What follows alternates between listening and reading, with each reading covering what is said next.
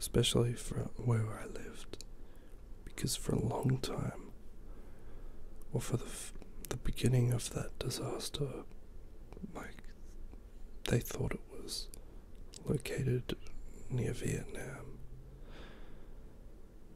But then all of a sudden they changed directions, and the search was conducted off the coast of Perth.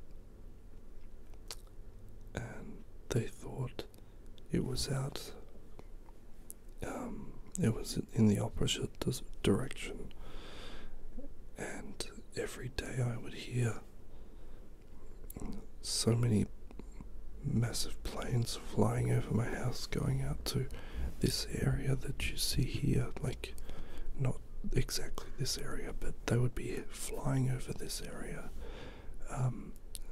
out onto the horizon to search for this plane or any signs of wreckage of this plane.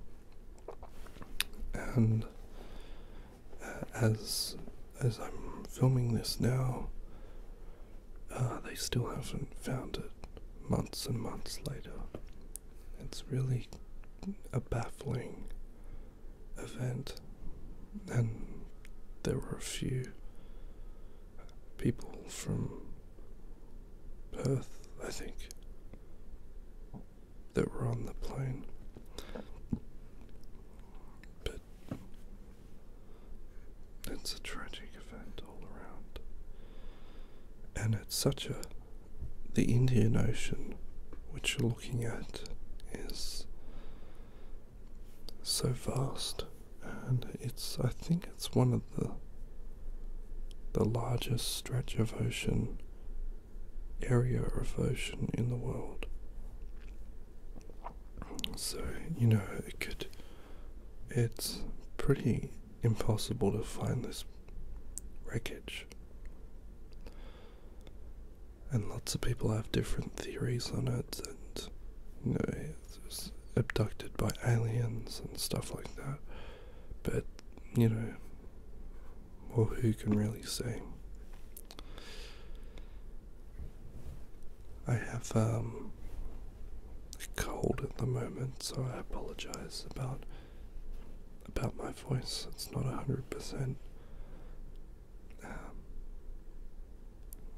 It's kind of annoying because I've had this flu about a month ago and got rid of it, and then it came back.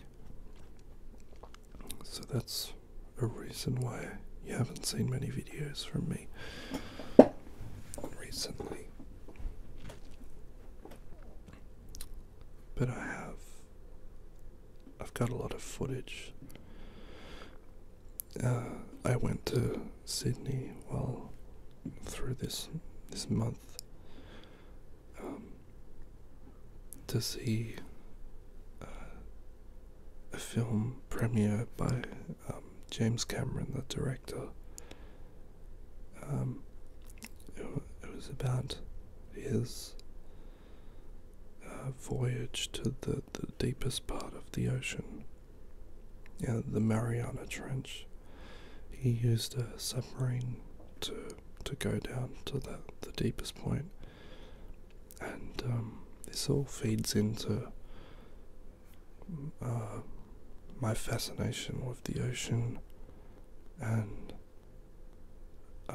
many of his films take place on the ocean, and I love all his films, pretty much, bar Avatar. I didn't really like that, but Titanic, The Abyss, they took place on the ocean, and it was really interesting hearing him speak about the challenges that he faced, the people who were building the submarine, and just the risks that were stacked up against them. And it was inspiring to me to go to see him talk, because I watch quite a lot of his interviews on YouTube, and they're always really inspiring in all aspects of life.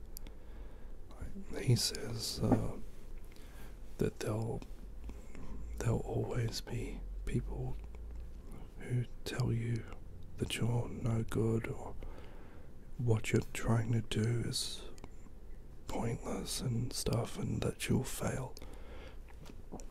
He said there'll always be people like that, but you have to stay focused on your goals and what you're trying to do.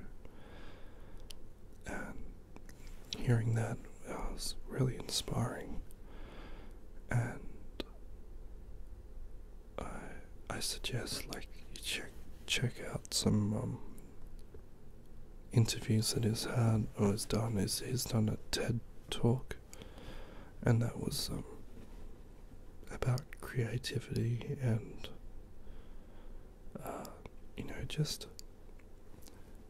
just holding on to your beliefs and ideas and where you want to go in life and what you want to achieve. It's all about staying true to yourself, and that was really inspiring to me, because sometimes I get really down on myself, like suffering from depression is really, you can have moments where you feel like everything you do is pointless and there's no point in continuing.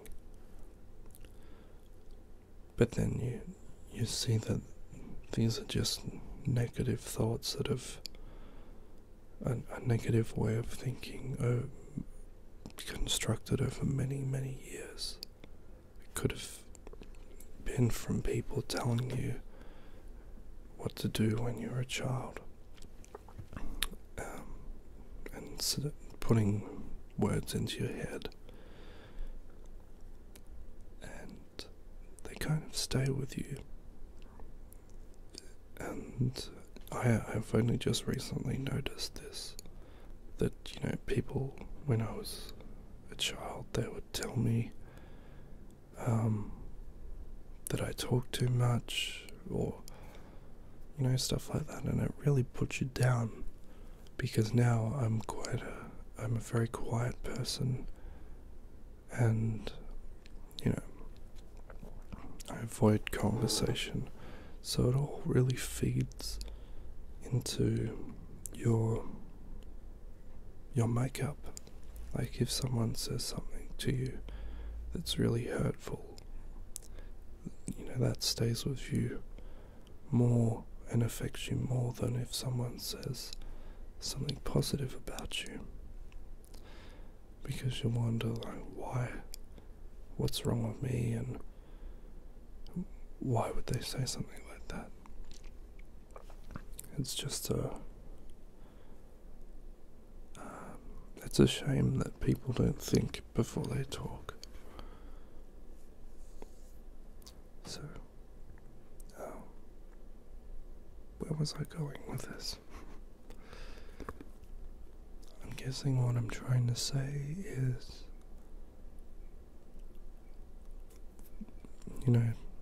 it's okay to go after what you want, and not worry about what other people are saying. They might try and put you down, but that's just them. That's their anxiety about something in their life. They say that. What has it got to do with them? It's nothing. And I've had that through a lot of my life. Like people telling me that I can't do something, and proving them wrong is probably the greatest feeling that you can get from that. So I'd just like to put that thought with you. So, you know, I have conversations with in therapy with a psychologist that I'm seeing, and it's a very therapeutic way of dealing with things. And you know, I have to pay quite a lot to see this psychologist, so I'll pass what I learn from them onto you. And so some of the things that I've been talking about have been from these sessions. And even me just talking to you via these videos, it kind of helps me put these things into practice.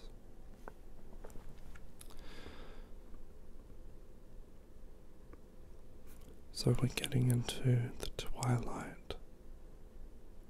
As you can see, the sunlight bouncing off the clouds on the horizon, creating this really gold look. And the day is coming to an end. And this is the port that I was telling you about. All the big ships come through here, and it's a really beautiful place to look at night and watching the sunset.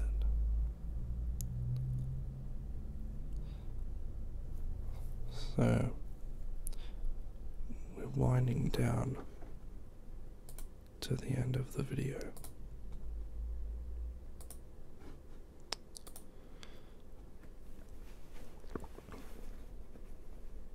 And you can see that the ship is almost docked.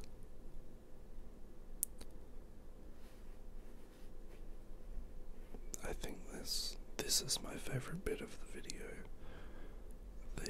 The water looks so peaceful, and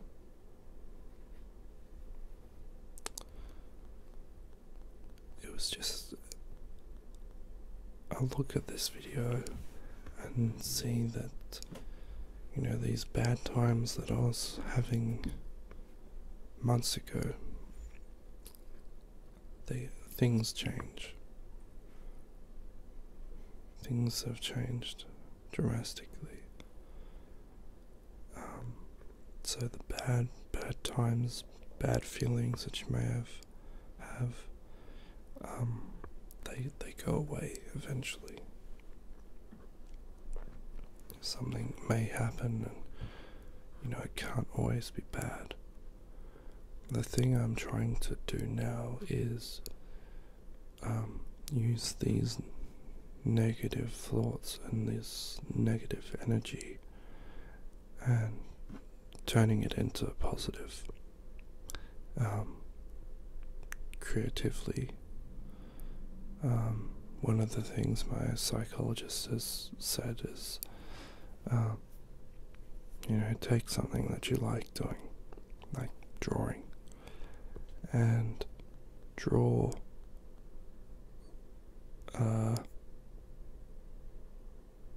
translations of what you're feeling into, like, the feelings that you're having, and translate them into characters.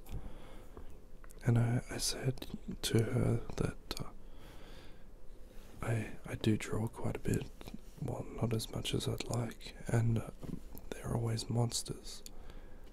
And she said that she had another patient that makes paper mache monsters herself, and I thought that was really interesting.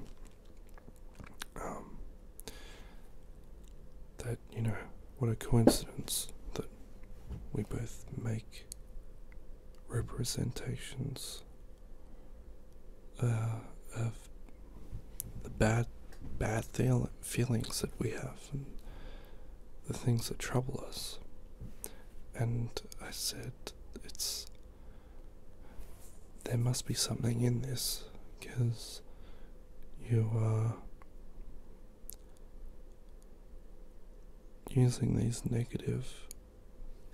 bad energy that you've got, and you're using it, you're trying to put a face to it. And it's funny that they would be monsters, because that it is a bad thing that you have to deal with, be it depression, anxiety. So you turn these into characters or something, or it can even be paintings, poetry, whatever, stories. So just using that energy. And if you're like me, there is a lot to get through. So you're using these negative things, thoughts, and you've got a well to work from. So you're showing this part of your mind that no, you're not winning this fight. I'm using this sabotaging way of thinking, and I'm creating something for myself.